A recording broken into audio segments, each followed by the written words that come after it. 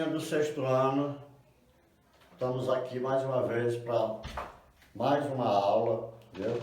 E hoje a gente vai falar sobre a organização dos seres vivos, tá certo? Como os seres vivos se organizam.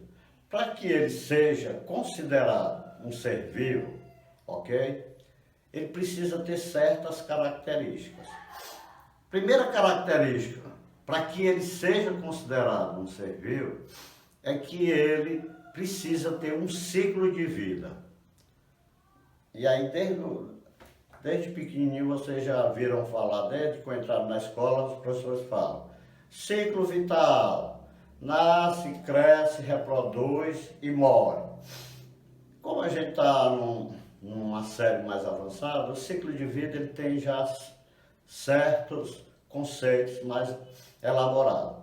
Por exemplo, o ciclo de vida, primeira coisa, nascer é indispensável.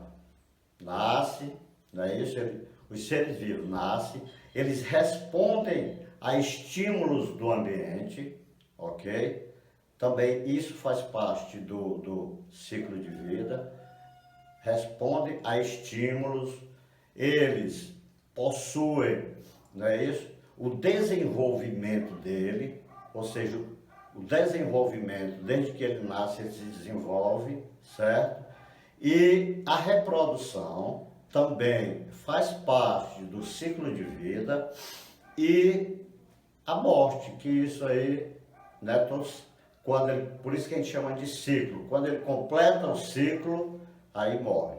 Então, as etapas, a primeira característica para que ele seja considerado um ser vivo são essas. Primeiro, ele precisa ter o ciclo de vida, não é isso? Que é, ele vai nascer, vai responder a estímulos do ambiente, que eu vou explicar cada uma dessas etapas aí, vai ter que se desenvolver e vai ter que reproduzir. Necessariamente a espécie precisa se reproduzir. Um indivíduo só, se ele não se reproduzir, ele não vai, né? Mas se a espécie deixar de se reproduzir, logicamente a espécie pode entrar em extinção e a morte. Então, primeira coisa, nascer. Nascer é o primeiro estágio de um ser vivo para que ele, né, dê início a esse ciclo. Então, nascer é o primeiro estágio, certo?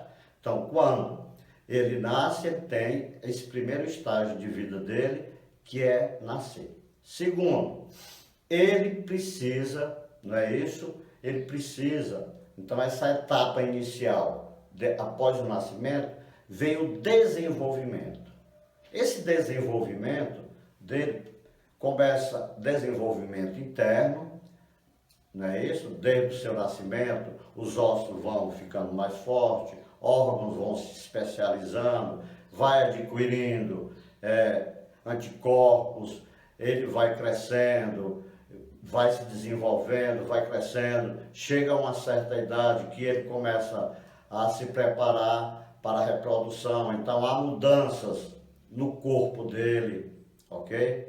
Tanto do indivíduo macho como do indivíduo fêmea, certo?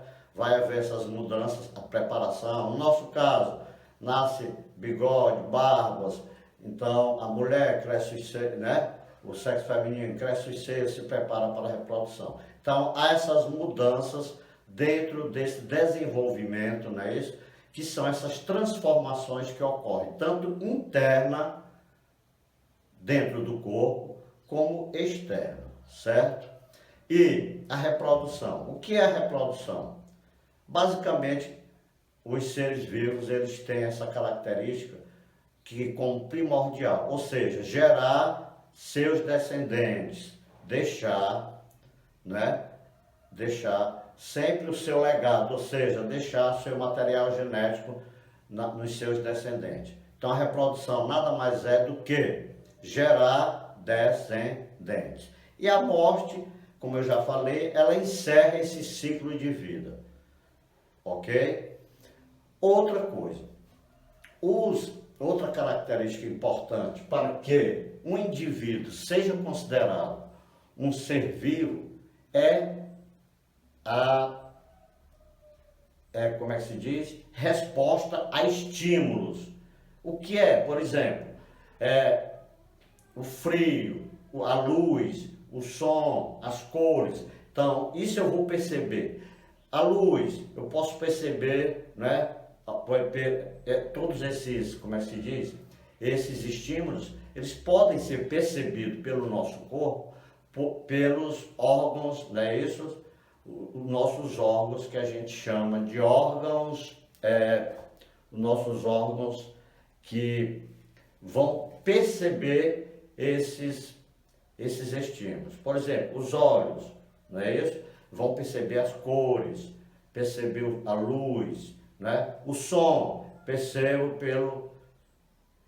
pelo ouvido, né? Ouvindo os sons, não é isso? O frio, pela pele, ok? Então, esses órgãos, eles nos dão a capacidade de perceber estímulo. Então, o ser vivo, ele tem essa característica de perceber estímulos do ambiente, certo? Outra coisa importante para o desenvolvimento que nós já falamos lá no ciclo vital, que é o metabolismo. O que é o metabolismo?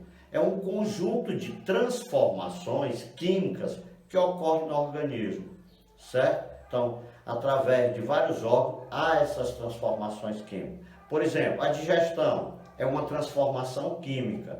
Por quê? Porque eu me alimento. E por que eu me alimento? Porque eu vou precisar de nutrientes e vai haver a digestão, que é uma transformação química que vai quebrar essas moléculas, né, dos alimentos e retirar o que eu necessito de nutrientes, certo? Dentro dos seres vivos, nós podemos, dentro das características dos seres vivos, nós podemos ver algumas, como é que se diz? Algumas comparações. Por exemplo, nós temos seres vivos a nível celular. Preste atenção. Então, nós temos os seres unicelulares, que são formados apenas por uma célula. Ou seja, nós temos as bactérias, não é isso? Alguns protozoários, ok? Que são formados, alguns fungos que são formados por uma única célula. Esses seres são chamados unicelulares, certo? Já os seres que são formados por mais de uma célula são chamados de seres pluricelulares. Tá entendido aí? Unicelulares formados por uma célula, pluricelulares formados por mais de uma célula, ok? Nós temos também outra diferenciação quanto à formação da célula, que são os seres procariontes. Procariontes. Eu vou até botar aqui para vocês, né? Os procariontes.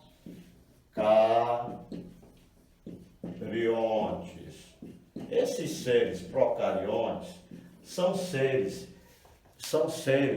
que possuem a sua célula sem um núcleo organizado, ou seja, uma célula que não possui um núcleo, ela não possui um núcleo, a gente pode até dizer um núcleo organizado. O seu material genético fica aqui no citoplasma, não é isso? Ok? Então, os procariontes, no caso, os únicos seres dos 5 reinos que nós temos, né? Dos moneras, que são as bactérias, os protozoários, os fungos, os vegetais e animais, os únicos seres, o único reino que é procarionte são os moneras, ou seja, os seres, os reinos das bactérias, ok? Então, o que são procariontes? Não possui um núcleo organizado, ou seja, ele não possui um núcleo delimitado por uma membrana, né? Porque a gente sempre viu quais as partes de uma célula? Membrana plasmática, citoplasma e núcleo. Já as bactérias, elas não possuem esse núcleo organizado como nas outras células, certo? Nós temos também os outros seres que são chamados de eucariontes. Eucariontes, ok? Os eucariontes já é diferente, eles já possuem, desculpa aí que a pincel caiu. Os eucariontes, eles já possuem o núcleo organizado, ok? Então, procariontes não possuem núcleo organizado, ou seja, não possuem o núcleo. Já os eucariontes possuem o núcleo organizado, que são os outros reinos, né? Os outros 4 reinos. Outra característica importante de como nós estamos falando de célula, outra característica importante dos seres vivos é que todo ser vivo é formado por célula, tá certo? Então não existe ser vivo formado que não seja formado por célula, tá certo? Então, como a gente vai ver aqui algumas diferenças de alguns tipos de célula, vamos começar pelas células procariontes, não é isso? Ou seja, os seres que são formados por apenas uma célula, que são os seres unicelulares. Quem são esses seres? As bactérias, não é isso? Então, as células bacterianas, não é isso? As células das bactérias,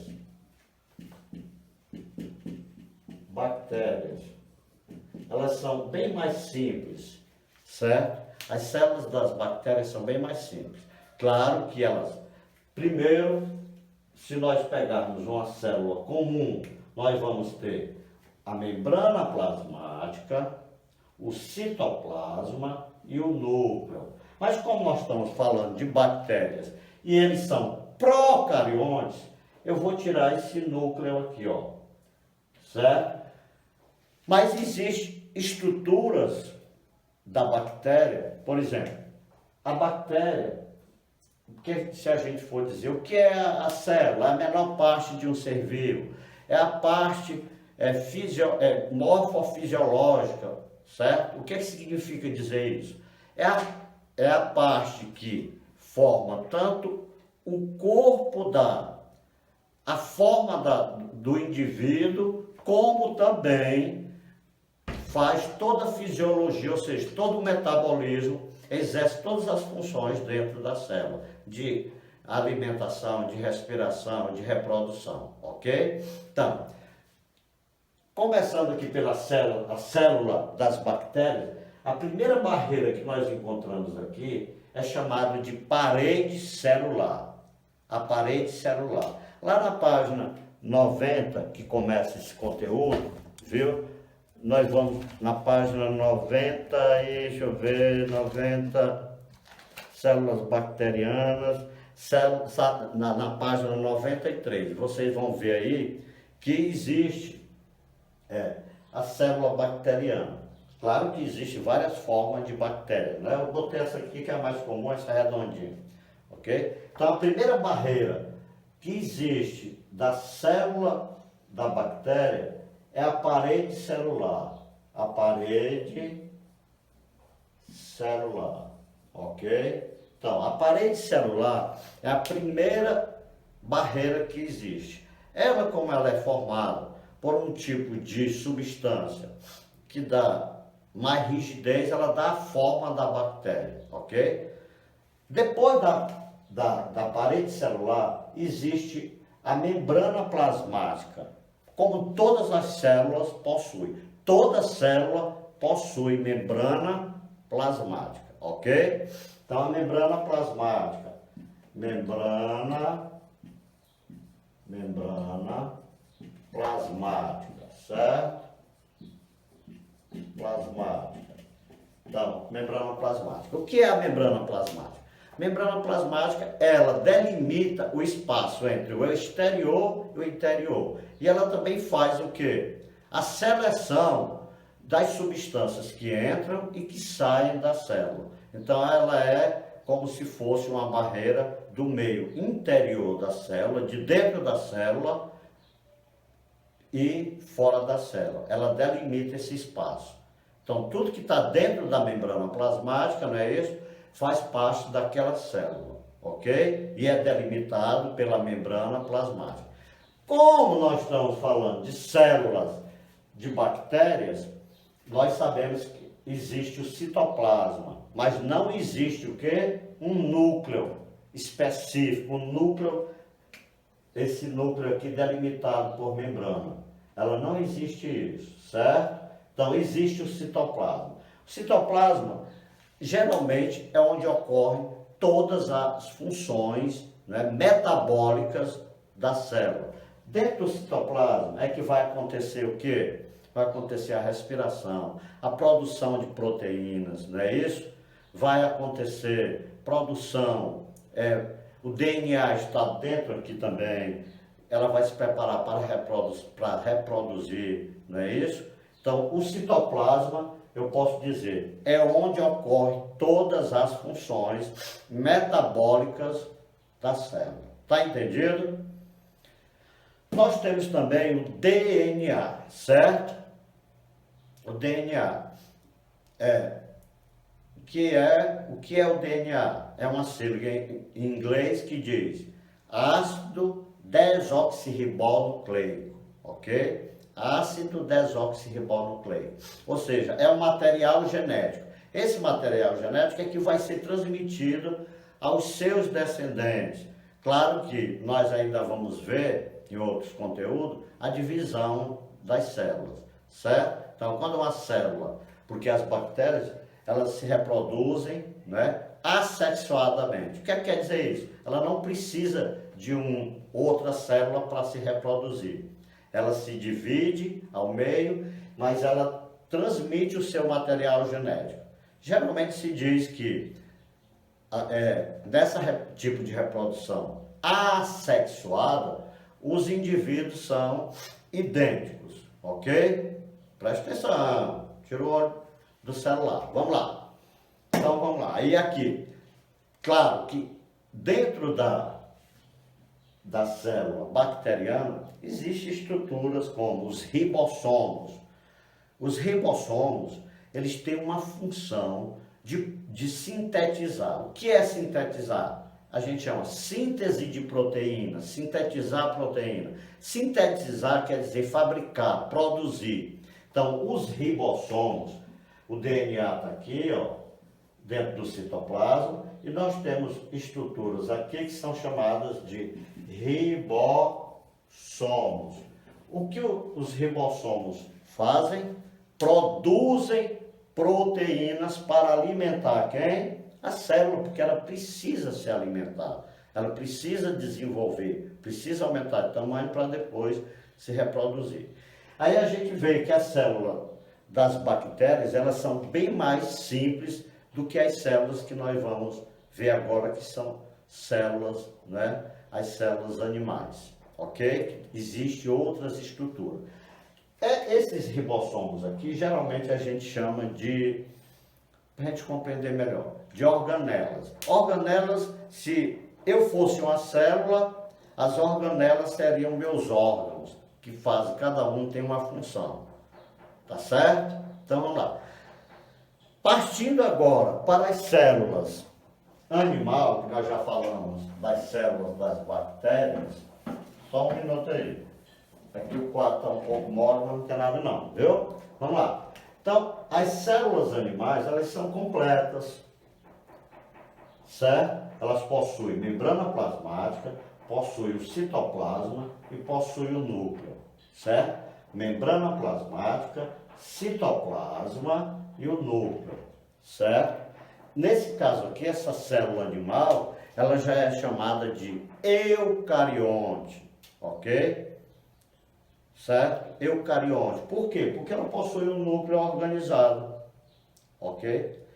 Também nós vamos ver que a diferença entre essa célula animal e a célula bacteriana é que ela não possui a parede celular. Ela não precisa dessa barreira, certo? Ela só tem a membrana plasmática. E a membrana plasmática nada mais é do que o espaço que delimita, é o que tem dentro da célula, o que tem fora. Ou seja, ela vai proteger a célula do seu exterior, ok? Para que a gente entenda melhor, certo? Então vamos lá. Vamos começar logo lá pelo... Então, aqui nós temos a membrana plasmática, certo? Ó, membrana plasmática, certo? Nós temos o citoplasma.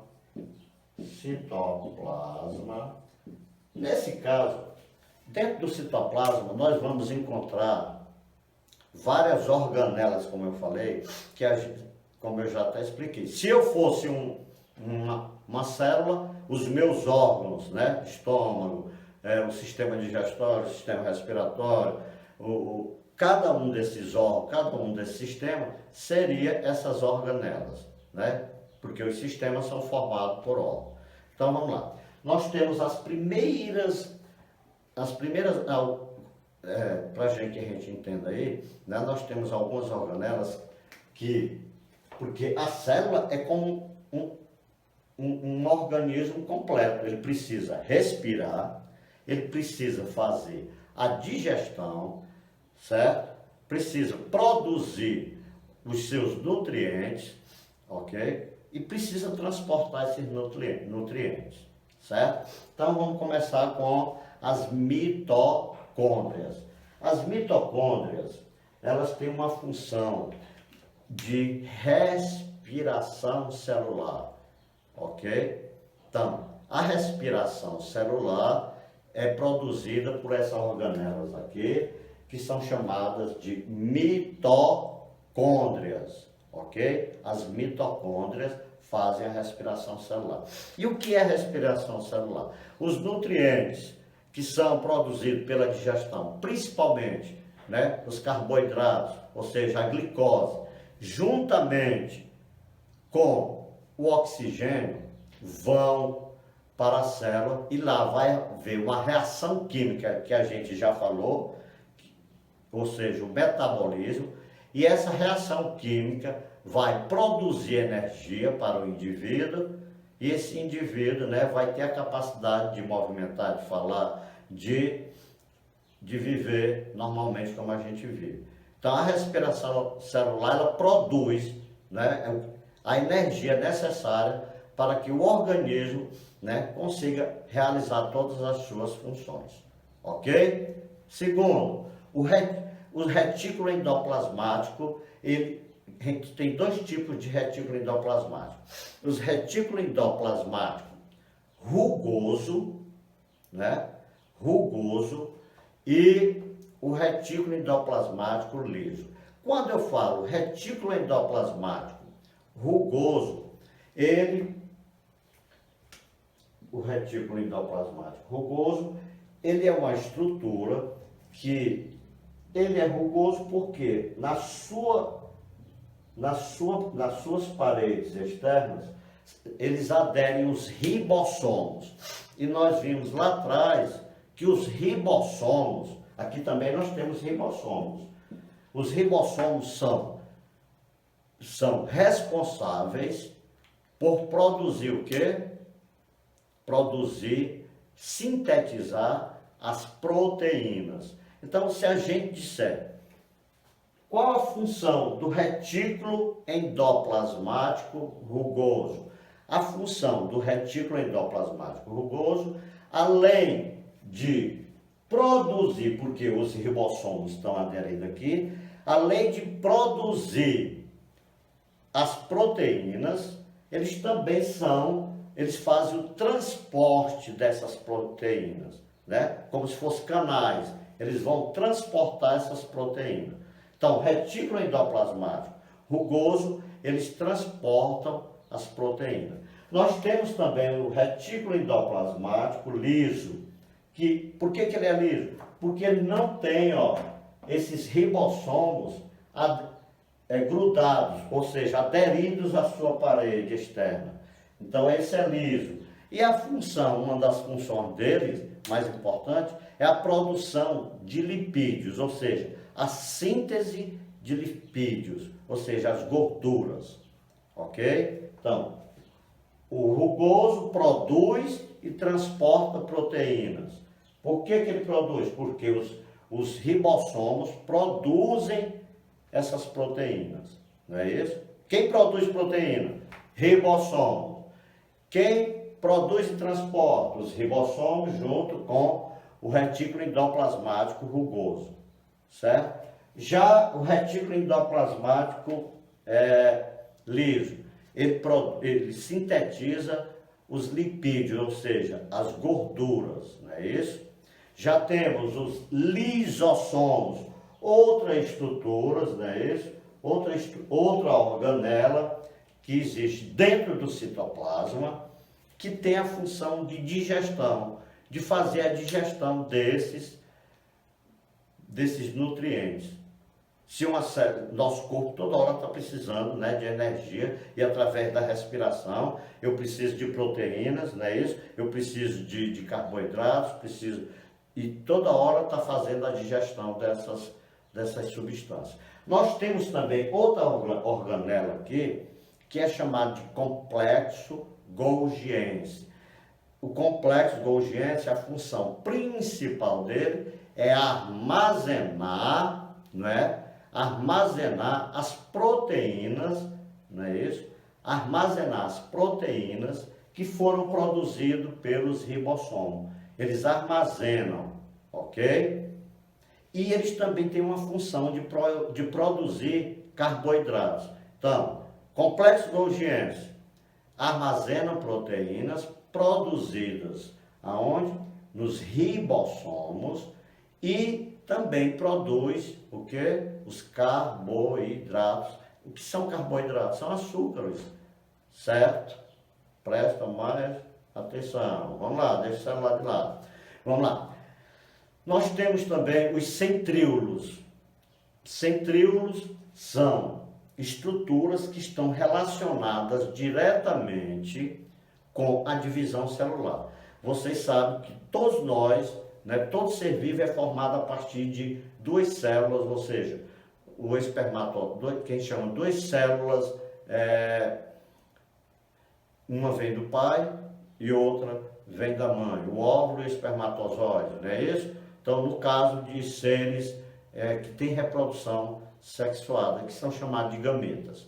Então, a partir dessa união desses dois, forma-se uma célula, que a gente chama de zigoto, e aí ela vai se dividindo. Então, a célula necessita se dividir até o indivíduo crescer, né? Começa a divisão ainda dentro da barriga, dentro do corpo materno, e vai se dividindo, e aí crescendo. Então, a célula precisa estar se dividindo constantemente, né? Ela se divide constantemente. E quem é responsável para ajudar nessa divisão são os centríolos.